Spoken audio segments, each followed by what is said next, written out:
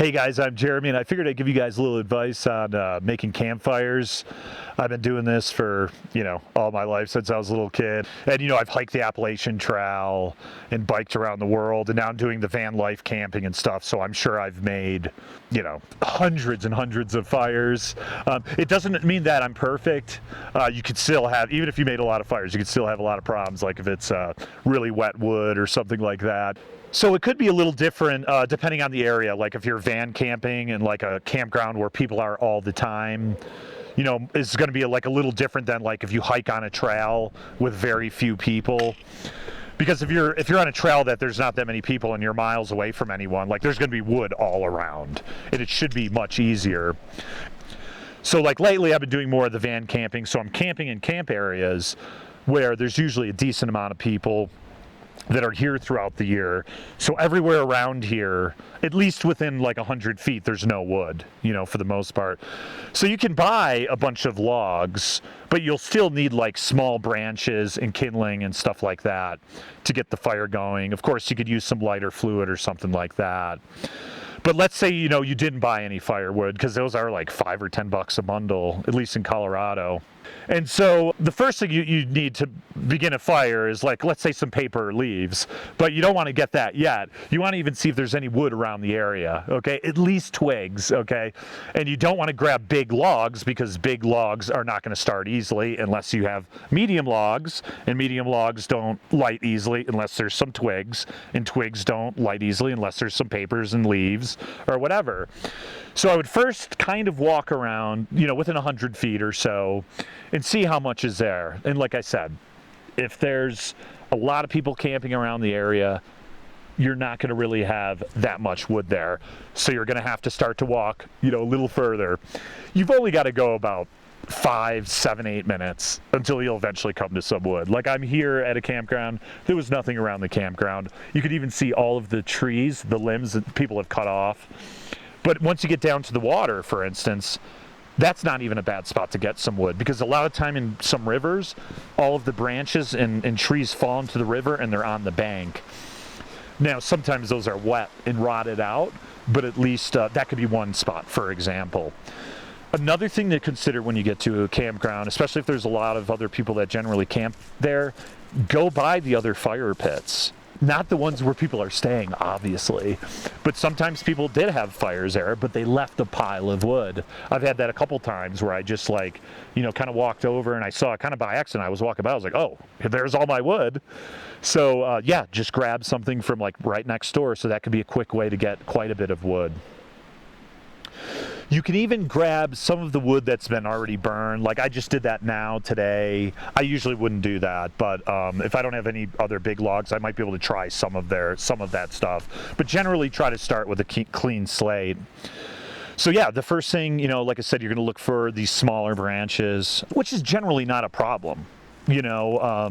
Almost anywhere. It's going to be pretty rare that you're not going to find like smaller branches and twigs, unless you're above tree line.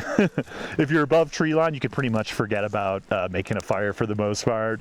About a year ago, I actually did it when I was in China. We were above tree line, and everyone went out because there's just shrubs and stuff, and you could try to grab all these shrubs, and if everyone gets, a million shrubs, you could do like a fire. But the reason why you don't want to just do a fire with twigs is that twigs burn within 5 minutes.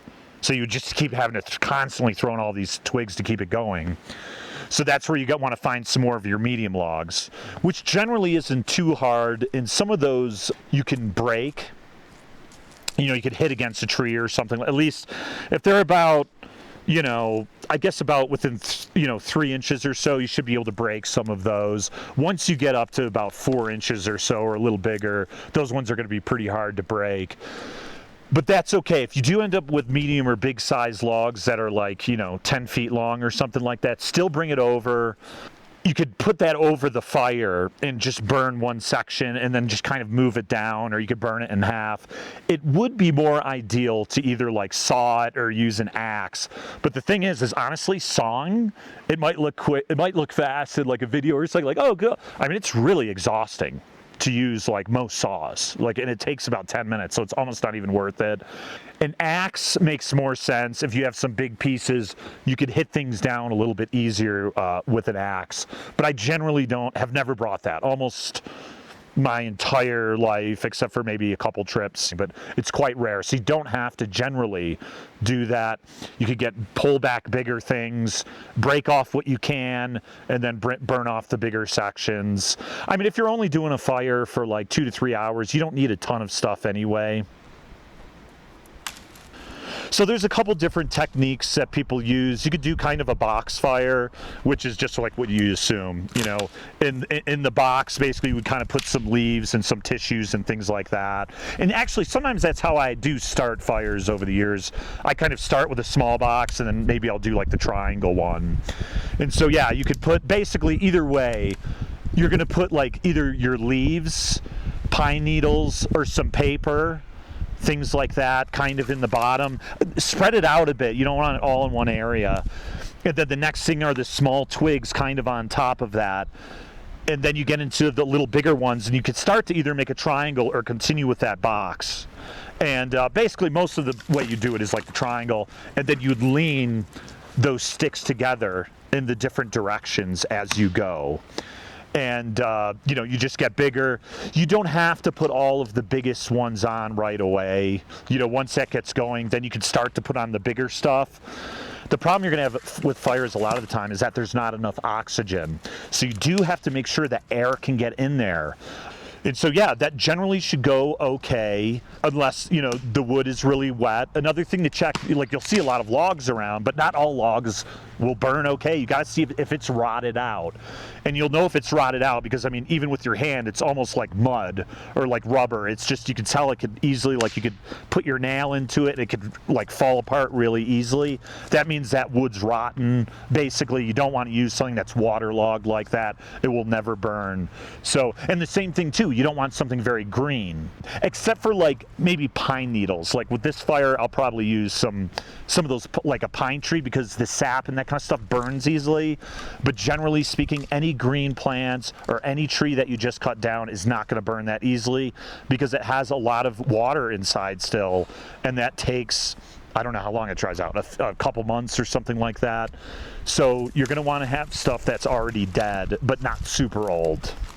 And so, yeah, and you know, if you're having a hard time, you know, have some like gasoline is a little dangerous because that makes like an explosion. That's pretty dangerous. I wouldn't use gasoline if you don't have to, or if you do, be really careful.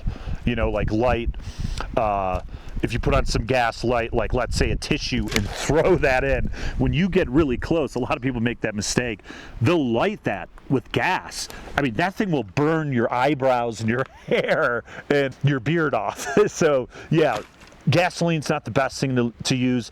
Lighter fluid is pretty good. You pour that on, it's like it's slower burning. It's not like an explosion like gasoline can be.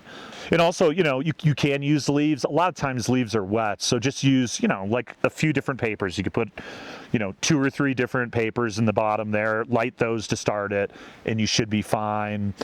You can use cardboard, of course, which is, you know, a thing around a lot, of course, with a lot of packaging, beers and everything else. It's not too bad. It's just, it could sometimes smother the fire a little bit. If you have really big pieces, they'll burn, and then they could kind of smother things a little bit. They don't really disintegrate completely as easily. And I also sometimes have used that when I was like using a barbecue, for instance, and a lot of those big pieces fly in the air and stuff. And so you can use cardboard. It's okay, but it's not a preferred thing, at least for me. Once the fire gets going, you know, you're going to need, you know, a couple big logs, probably every, you know, half hour, 40 minutes or whatever at least. So figure 2 or 3 logs an hour, like decent size, like, you know, this long, like maybe 6 inches wide or something like that. Of course, a lot of the time you're not going to be able to find those, so you're going to have to use these more medium things, and those only burn for maybe a half hour. So you don't have to have all those big logs. Like with this fire I'll make, it's mostly medium ones. So, but I've got a lot of medium, and I'm not going to do a fire for more than a couple hours, so it's okay. So yeah, I'm out out here in Colorado in the San Juan Mountains in, I guess, the later part of October. It's pretty nice here in the day, you know, in the mid-70s probably, but it'll get below 0 tonight. And so I'll be in my van sleeping, but at least I could hang out by the fire for a couple hours until, you know, I go to bed or whatever. So some problems when you have a fire. So once the fire gets going, that doesn't mean it's going to keep going. You still have a lot of problems. You know, it's going to move, it's going to collapse, and if it's really hot and stuff, you'll be pretty decent. But there's a very good chance it's going to go out or just become coals and stuff like that. And you're going to have to get in there and, you know, blow super hard. You know, get your face, you know, not dangerously close, but down as close as you can, and blow really hard a few times, and that amount of oxygen is what's going to start it.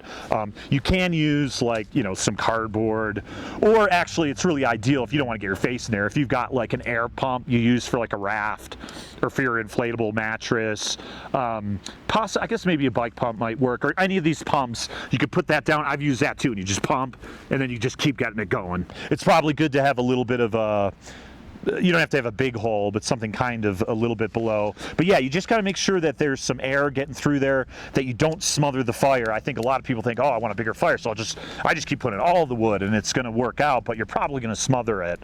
So just get that, you know, smaller fire going with the kindling, the twigs, and some of that medium stuff, and then start putting on the bigger logs. And then once that gets going, you should be okay. And also, if it goes out, not just blowing on it, but you could get more of the small twigs. So you need to keep putting on those little things to start lighting the medium things or the larger ones. So you got to play with it. It's a learning curve.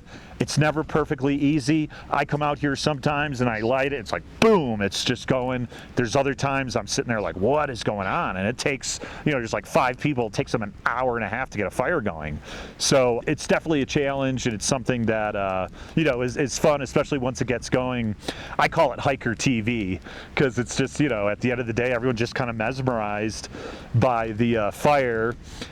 And I think that's actually somewhere programmed, because for obviously hundreds of thousands of years, you know, humans, especially like if you're, you know, from Europe or colder areas, for instance, people probably were sitting in caves or houses or whatever, and sitting around a fire for 6 months a year, you know, that long ass winter. I mean, Europe was even colder than it is today. They had an ice age, I forget the time, like, you know, I don't know, it was 5,000 or 10,000 years ago. So it was almost all ice up to, like, you know, halfway up to France or something like that. So you could just imagine that, you know, in our psychology and evolution, that was just something that people did like all day long, keeping these fires going to keep people warm, to cook food and different things like that. So I think that's why some people are mesmerized by the fire. So anyway, I hope you enjoyed the video. That was helpful, and get out there and make some fires and do some camping. I think you'll enjoy it. It could be a little difficult at times, but it'll keep you warm. It also keeps the bugs away. I could say it might keep the animals away. I would imagine some animals would be afraid of fires. I've never seen an animal come up to me when I've been camping. I've seen animals in the woods, but not near a fire. Yeah, so I hope this video helps you out a bit. I'll do another one on how to do kind of a barbecue fire, like a really simple one with just 2 grates later on. And that's what I've used quite a bit, to just do a very basic barbecue that's lightweight. And then you could also just make a fire out of that afterwards. So guys, I hope you enjoyed that video. If you did, hit that like button and subscribe if you want to see more content. My channel has a lot of different stuff from my travels around the world, whether hiking or biking, and some of the things over the years I've done, whether I was in the military, commercial fishing in Alaska, or my experience living in China and Taiwan for 15 years. And I was a teacher there and led tours and did all kinds of stuff. So if that stuff's beneficial for you or entertaining, subscribe, and I hope to see you next time. Cheers.